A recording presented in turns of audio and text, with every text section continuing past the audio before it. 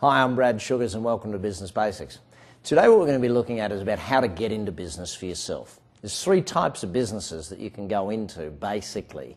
Now, it's not three different industries, it's three different ways to get into business that really need to be understood and explained.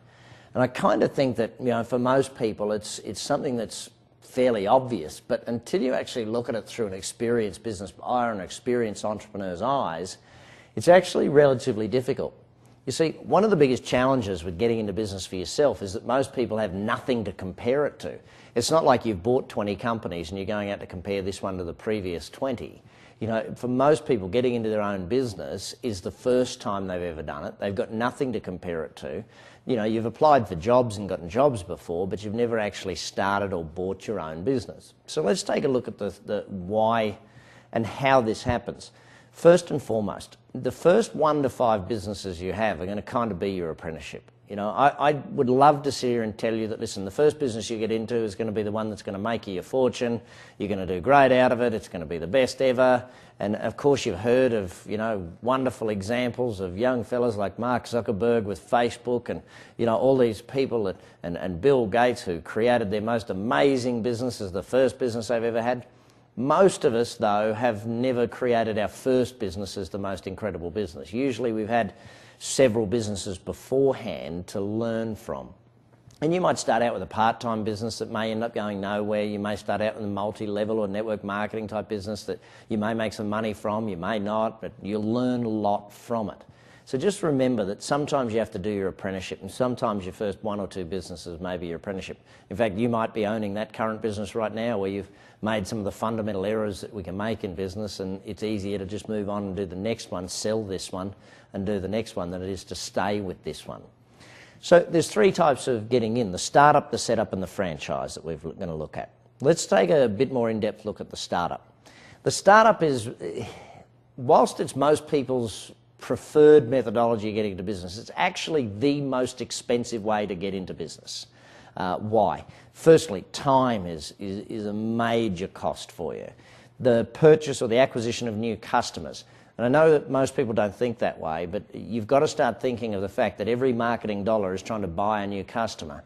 When you buy a business, you've already bought all of the existing customers. When you go and start a business, you've got to go and pay retail for all the new customers that you get. So it generally is more expensive that way. Usually I would only recommend starting a business for people who are very experienced and are aware of the risk factors.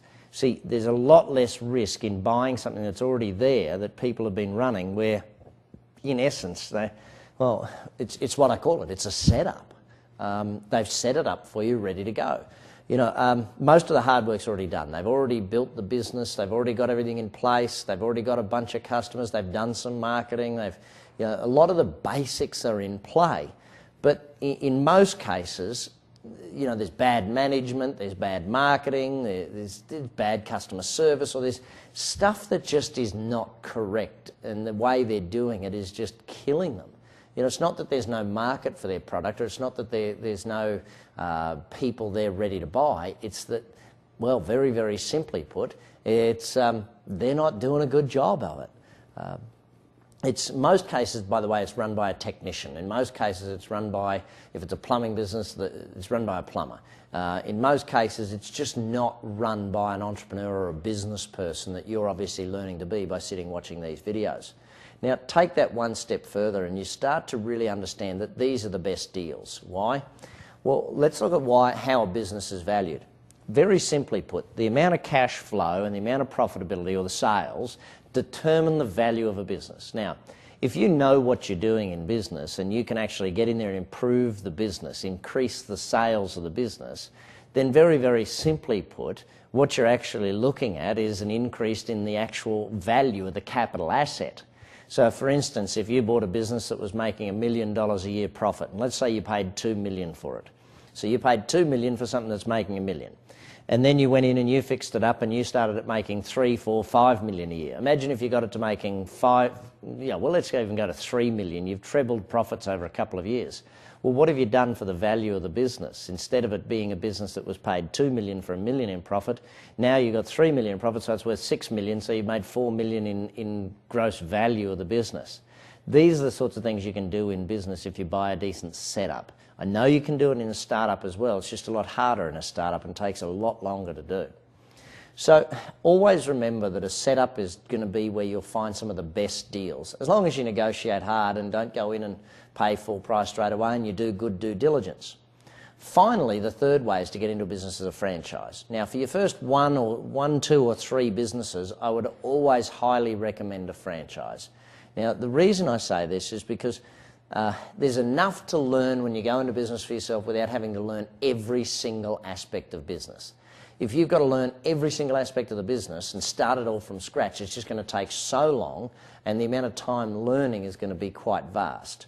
Generally, for a simple franchise fee and a simple royalty structure, you're going to buy yourself into a much better operation that'll run a lot simpler and a lot smoother, especially if it's your first 1, 2 or 3 businesses. It's going to be there. One other thing that's very important for buying a franchise is that you know the amount of money it's going to take to get in and buy in.